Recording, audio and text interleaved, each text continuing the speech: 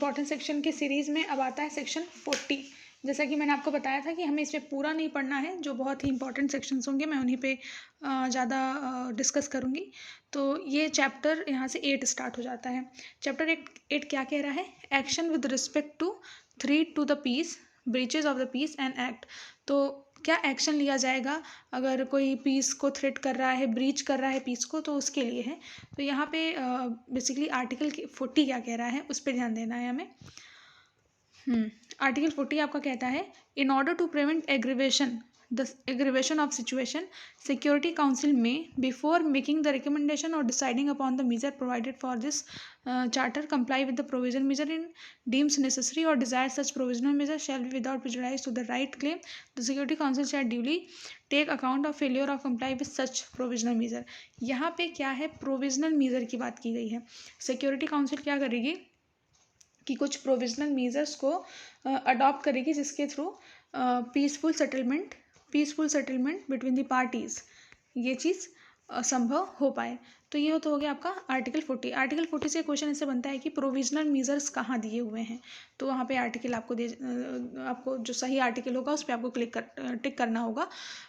ये पढ़ाने का मेन जो मेरा मोटो है वो ये है कि आपको एक कीवर्ड पता होनी चाहिए हर आर्टिकल से रिलेटेड, नॉट सारे आर्टिकल से भी नहीं, जो क्वेश्चंस पूछे जा रहे हैं, जो एग्जाम में बार बार आ रहे हैं। तो जैसे मैंने आपको बताया ना, 40 पूछ लेगा कि प्रोविजनल मेजर्स कहाँ पे हैं, तो आर्टिकल 40 में है। तो इस तरीके से आपको याद रखना है।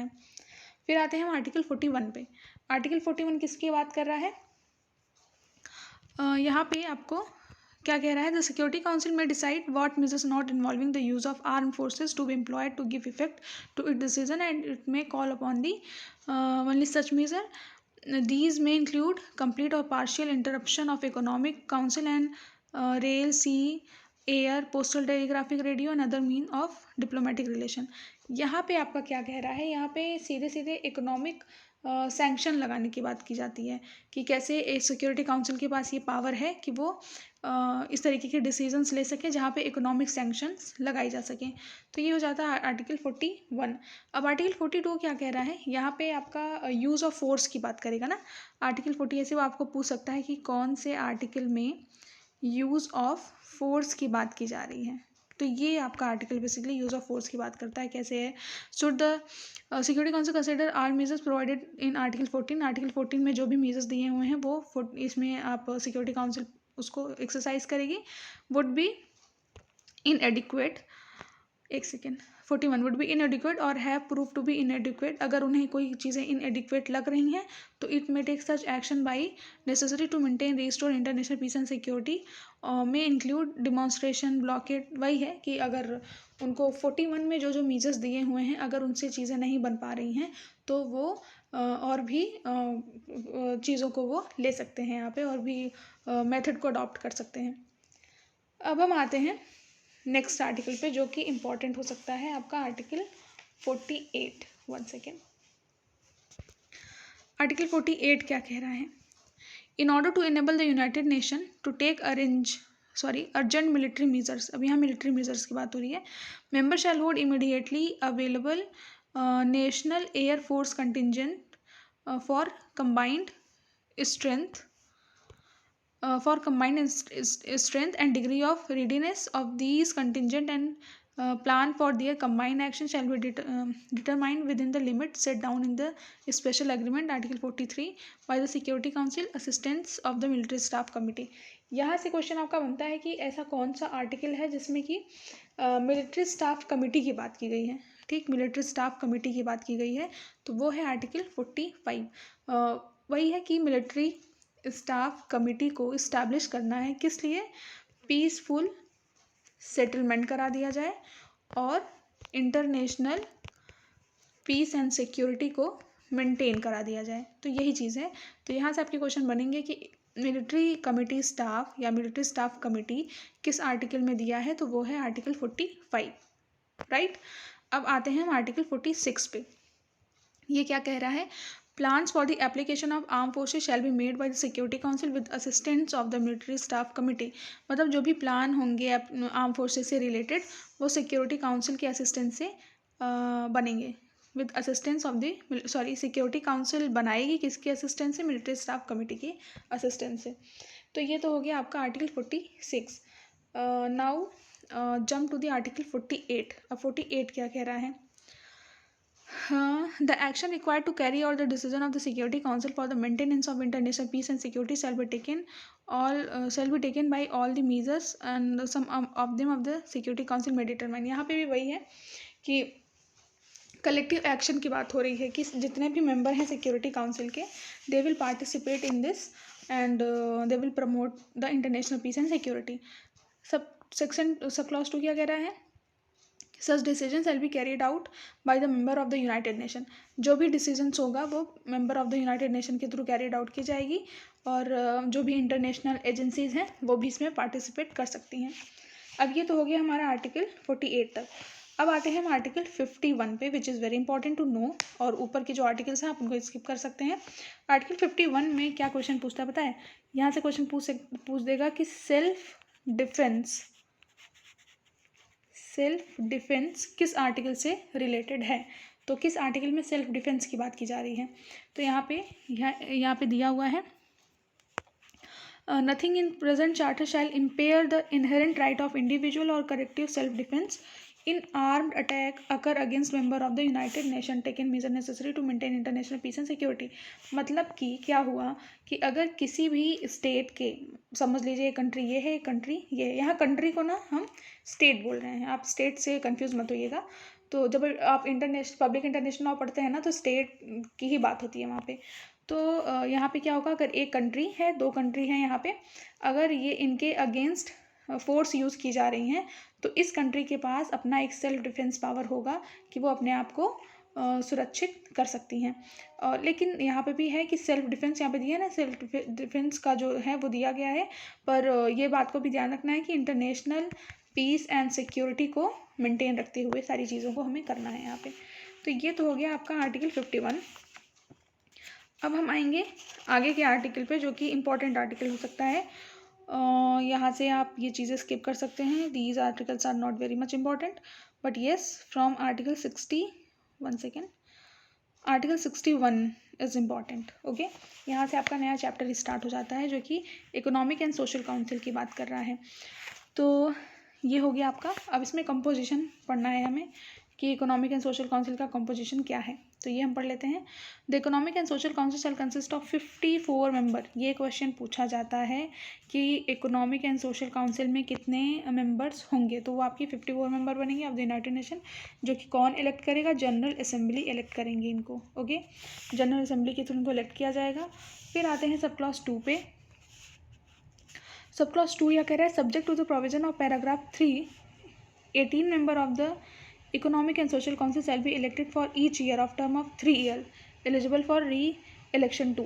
ये क्या कह रहा है कि ये जो इसमें 18 मेंबर होंगे इकोनॉमिक सोशल काउंसिल में, और वो जो है क्या होंगे ना कि वो 3 ईयर्स के लिए इलेक्ट किए जाएंगे। जो मेंबर्स हैं इसमें वो उनका जो टेन्योर होगा वो 3 ईयर्स का होगा। ये चीज़ हो गई। फिर उसके बाद आता है क्या जो इम्पोर्टेंट है वो ये है कि each member of the Economic and Social Council shall have 1 representative. इनके पास एक रिप्रेजेंटेटिव होंगे। जैसे हमने जनरल असेंबली का जब पढ़ा था तो वहाँ हमें कितने रिप्रेजेंटेटिव मिल रहे थे? 5। सिक्योरिटी काउंसिल में भी आई थिंक 1 है, और यहाँ पे भी इकोनॉमिक एंड सोशल काउंसिल में भी 1 ही रिप्रेजेंटेटिव मिल रहे हैं मेंबर्स को। और इसमें कुछ इंपॉर्टेंट बच रहा है आई थिंक नहीं, ये आप स्किप कर सकते हैं। फिर आते हैं हम आगे के आर्टिकल पे।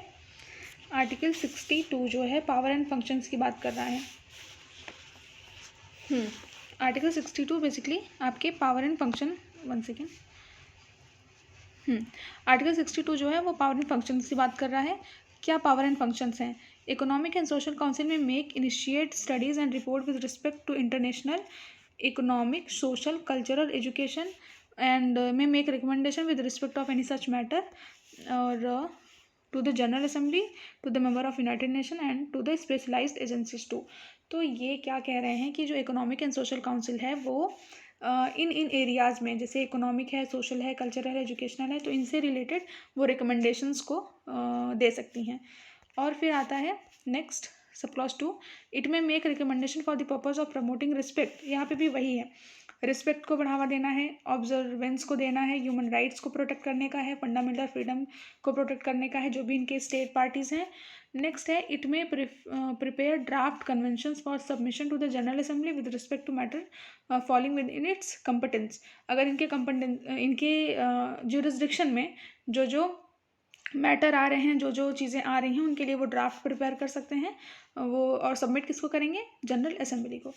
फिर नेक्स्ट आता है, it may call in accordance with the rule prescribe by the United nation international conference on matter falling with in its competence, वही चीज़ है कि इनके जो रिस्ट्रिक्शन में जो जो चीज़ें आती हैं उन पर कॉल अपॉन कर सकेंगे, और उसमें जो मीटिंग वगैरह से चीज़ें होंगी उसमें पार्टिसिपेट करना और उनका एक रिपोर्ट तैयार करना, वो रिपोर्ट किसको सबमिट किया जा रहा है, जनरल असेंबली को। तो ये सारी चीज़ें हो जाती हैं यहाँ पे।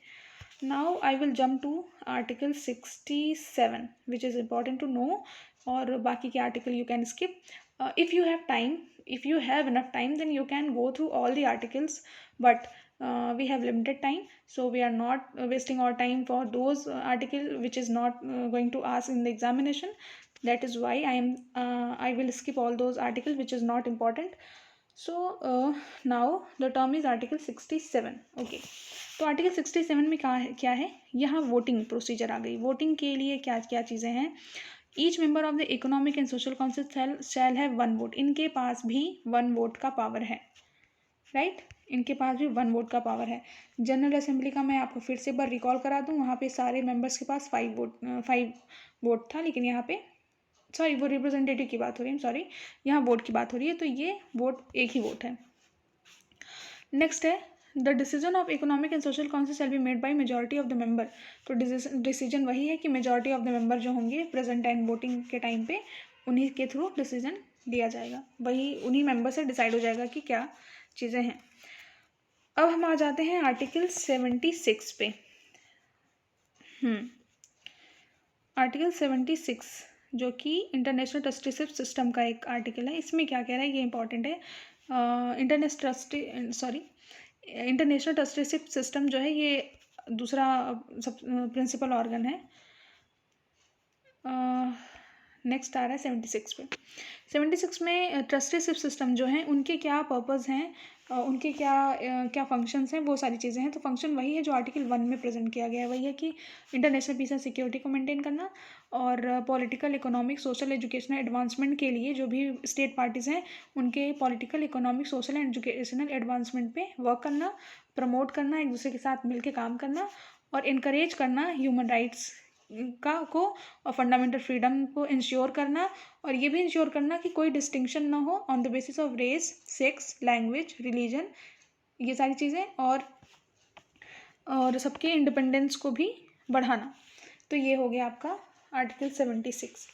अब यहाँ से इम्पॉर्टेंट आर्टिकल क्या हो सकता है, नेक्स्ट आर्टिकल। अब आते हैं हम नेक्स्ट आर्टिकल पे जो कि आर्टिकल 86 है। आप चाहें तो गो थ्रू हो लीजिए, पर जो इम्पोर्टेंट है उस पर मैं ज़्यादा फोकस कर रही हूँ। यहाँ से आपका ट्रस्टीशिप काउंसिल जो कि चैप्टर 13 है, ट्रस्टीशिप काउंसिल की बात हो रही है। इसमें जो इंपॉर्टेंट आर्टिकल है वो आर्टिकल 86 है। अब आर्टिकल 86 क्या कह रहा है कि the trusteeship council shall consist of the following member of the United nation, जिसमें कि those member administering trust territories. Next है, such of those member mentioned by name in article 23 as are not administering trust territories, ये है। फिर as many other member elected for 3 year, यहाँ पे जो भी मेंबर हैं उनको 3 ईयर के लिए इलेक्ट किया जा रहा है। और कौन इलेक्ट कर रहा है, जनरल असेंबली के थ्रू इलेक्ट किया जा रहा है इनको। और may be necessary to ensure the total number is equally divided between the member of the United Nations and in administered trust territories and those which यहाँ पे जो टेक्स्ट है ना वो हाइड हो गया है, तो थोड़ी दिक्कत आ रही है, बाकी मैं आपको बोल दे रही हूँ, आप समझ जाएंगे। तो ये कहाँ से क्वेश्चन, यहाँ से क्वेश्चन कैसे बन रहे हैं, आर्टिकल 86 है जो कि ट्रस्टीशिप काउंसिल की बात कर रही है। एक इंपॉर्टेंट चीज़ मैं आपको और बता दूँ कि हमने पढ़ा तो था कि यहाँ पे प्रिंसिपल ऑर्गन 6 हैं, ठीक, लेकिन जो ये ट्रस्टीशिप काउंसिल है ये इनएक्टिव है। ये 1994 से इसका नॉन फंक्शनल हो गया है, ये फंक्शन नहीं कर रहा है। तो ये क्वेश्चन आपको पूछा जा सकता है कि ऐसी कौन सी प्रिंसिपल ऑर्गन है यूनाइटेड नेशन की जो कि अब नॉन फंक्शनल है, वो वर्क नहीं कर रही हैं। तो आपका हो जाता है ट्रस्टीशिप काउंसिल। ट्रस्टीशिप काउंसिल का कंपोजिशन कहाँ है, आर्टिकल 86 में। It is important to know. और बाकी की जो कहानी है आप चाहो पढ़ो ना पढ़ो कोई मतलब नहीं है इसका, यहाँ से क्वेश्चन उतने ऐसा बनते नहीं हैं। फिर आते हैं हम बहुत ही इम्पॉर्टेंट, 1 सेकेंड, इम्पॉर्टेंट आर्टिकल पे, जो कि आर्टिकल 92 है। और चैप्टर कौन सा है ये, चैप्टर है आपका 14। चैप्टर 14 जो है इंटरनेशनल कोर्ट ऑफ जस्टिस की बात करता है। ये बहुत ही इम्पॉर्टेंट ऑर्गन है। ये पढ़ना और इसके बारे में जानना बहुत ज़रूरी है, इसको हम स्किप नहीं करेंगे। ये है आर्टिकल 92 जो कि क्या कह रहा है, 1 सेकेंड, हाँ, International court of Justice shall be the principal judicial organ of the United Nation. मैंने आपको बताया था ना, बहुत इंपॉर्टेंट है ऑर्गन है। तो ये है principal judicial organ of the United Nations. It shall function in accordance with the annexed statute, which is the permanent court of international justice or from as an integral part of the present charter. तो ये किसके according काम करती हैं, एक international court of justice का एक अपना अलग से स्टैट्यूट है, उसमें भी कुछ आर्टिकल्स हैं, उसमें कुछ प्रोविज़न है, तो उसके according international court of justice will work. फिर ये तो हो गया आपका आर्टिकल 92। अब हम आते हैं आर्टिकल 93 पे। आर्टिकल 93 क्या कह रहा है, all member of the United nation are इस्पो facto parties to the statutes of the international court of justice. तो यूएन चार्टर जब बना था उस टाइम जितने जितने जो यूएन के जो बेसिकली जो मेंबर हैं वो आपके इंटरनेशनल कोर्ट ऑफ जस्टिस के भी मेंबर अपने आप हो जाते हैं। फिर आते हैं हम आर्टिकल 2 पे। A state which is not a member of the United Nations may become a party to the statute of the International Court of Justice on condition to be determined in each case by the General Assembly on the recommendation of the Security Council। मतलब कि ऐसे member जो कि United nation का part नहीं है, पर वो अगर इंटरनेशनल कोर्ट ऑफ जस्टिस के स्टैट्यूट के मेंबर या पार्टी बनना चाहते हैं तो वो कैसे बनेंगे, बाय द जनरल असेंबली के थ्रू, और किसके रिकमेंडेशन से, सिक्योरिटी काउंसिल। मतलब यही होता है ना कि सिक्योरिटी काउंसिल जिसको रिकमेंड कर देगी, सिक्योरिटी काउंसिल दूसरी प्रिंसिपल ऑर्गन है, ये जिसको रिकमेंड कर देगी। सपोज ये है कोई स्टेट, अगर सिक्योरिटी काउंसिल ने इनको रिकमेंड कर दिया तो General Assembly will accept that proposal.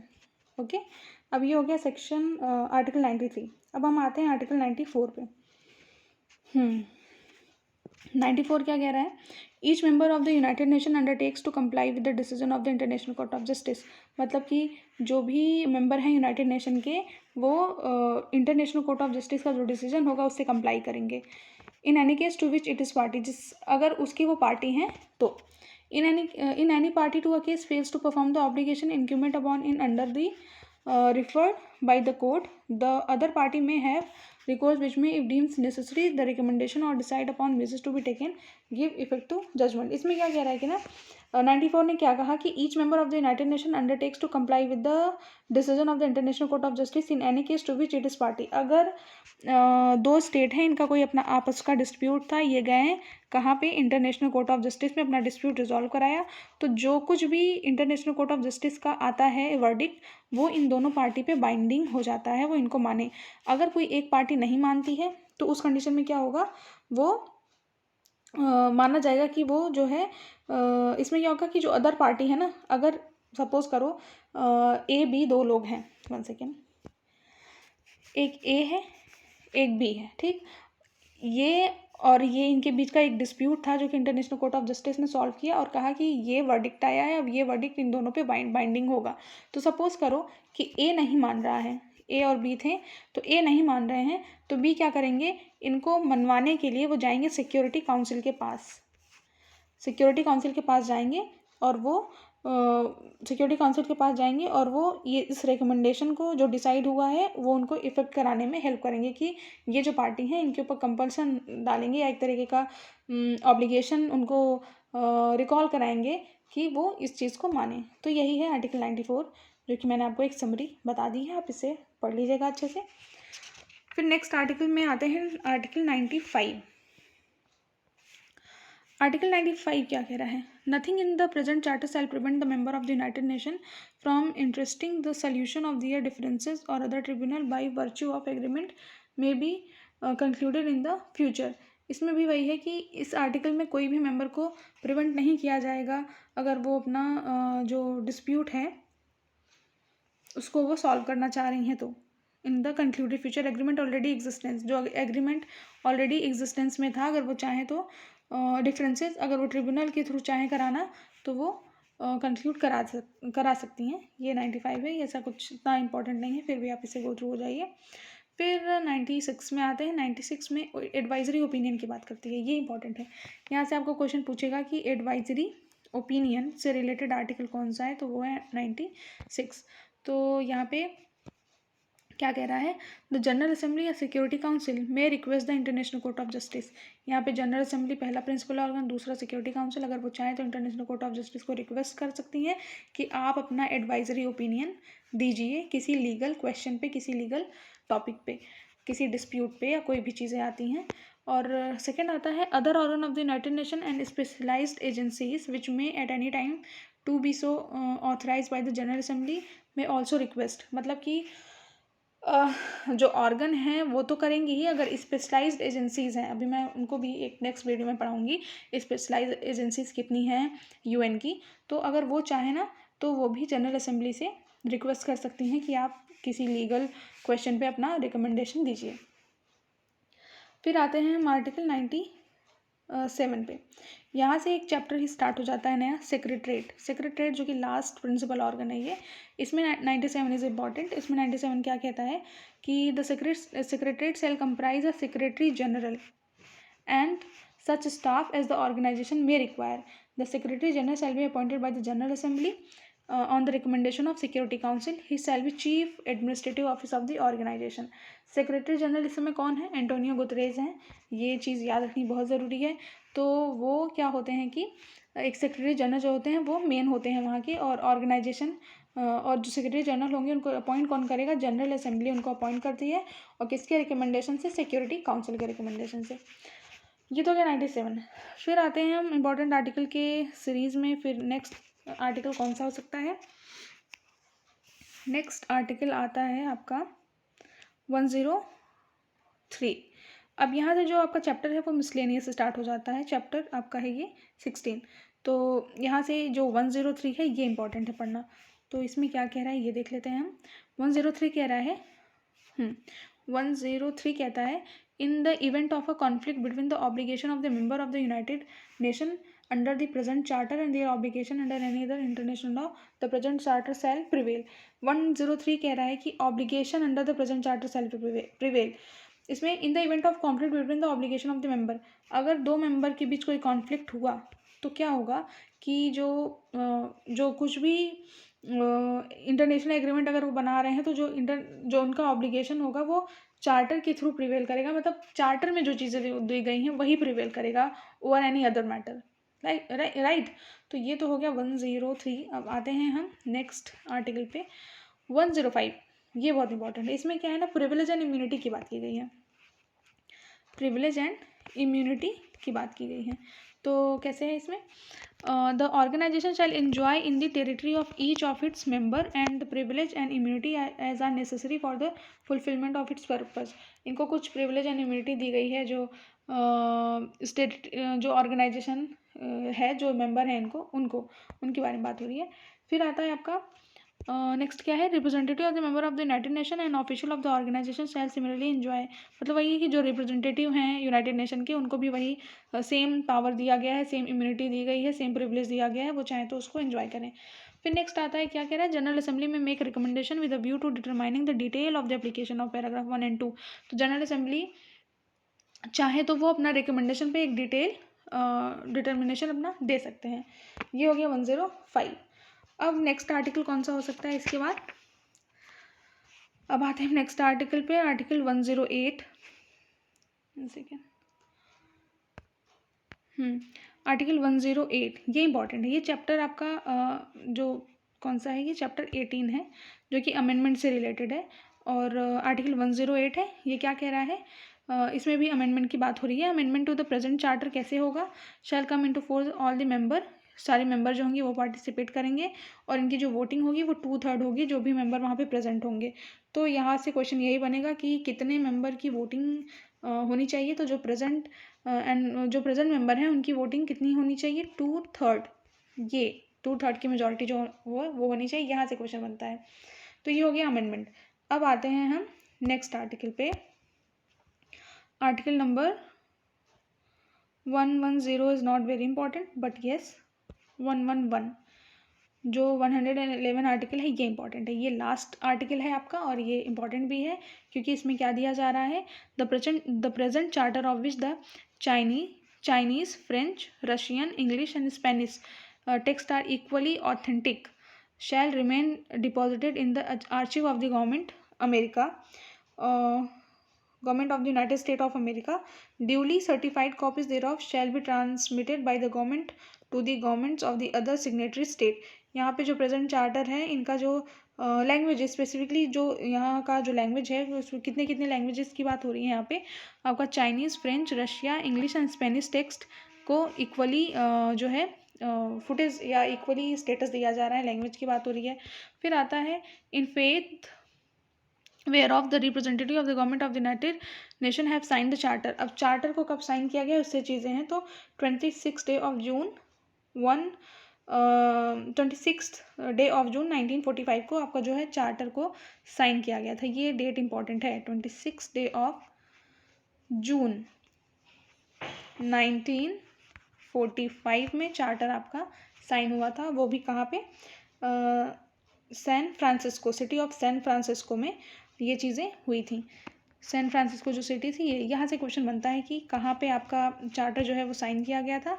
तो सैन फ्रांसिस्को में, और कौन सी डेट थी, 26 जून।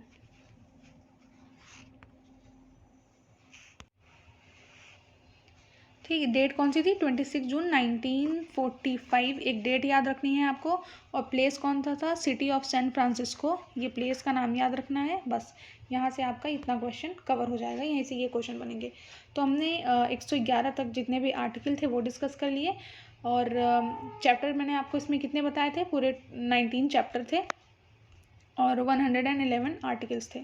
तो ये तो हमने 1 सेकेंड, ये हमने ख़त्म कर लिया है यूएन चार्टर। तो जो मुझे इंपॉर्टेंट लगा प्रीवियस ईयर के क्वेश्चन पेपर को देखते हुए मैंने वो चीज़ें आपसे डिस्कस कर ली हैं। एक बार उसका मैंने पूरा एक जो जिस आर्टिकल में जो की पॉइंट है, जहाँ से जो क्वेश्चन बन के आ रहे हैं वो चीज़ें मैंने आपको बता दी हैं। आप इनको चाहे रिवाइज़ करिए। और तब तक के लिए थैंक यू सो मच।